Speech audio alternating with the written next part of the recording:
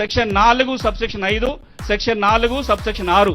ఏం జరుగుతుంది ఈ సెక్షన్ల కింద అంటే, ఈనాటికి భూమి ఉండి ధరణికి రికార్డుకి ఎక్కలేదనో, రికార్డుకి ఎక్కింది కానీ తప్పులున్నాయని ఎవరైతే అనుకుంటున్నారో వాళ్ళందరూ ఇప్పుడు దరఖాస్తు పెట్టుకుంటే ఆర్డీఓలు కానీ కలెక్టర్లు కానీ వారే పరిష్కారం చేసి మన చేతికి ఒక ఉత్తర్వులు ఇస్తారు, కాపీ ఇస్తారు.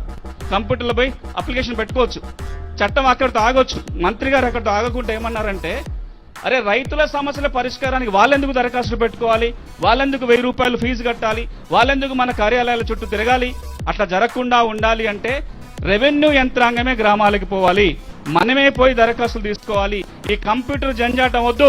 ఓ 2 పేజీల దరఖాస్తు రాసి నేను రెవెన్యూ అధికారికి ఇస్తే వారు దీనంతా పరిశీలించి పరిష్కారం చేయాలని ఒక మంచి లక్ష్యంతో ఈ రోజున ఈ కార్యక్రమం ఎట్లా జరగాలి, ఒక ఆదర్శవంతంగా నిలవాలి అంటే ఒక పైలట్ చేయాలనే ఉద్దేశంతో వారి ఆధ్వర్యంలో ఈ రోజున ఒక పైలట్ కార్యక్రమం జరుగుతుంది.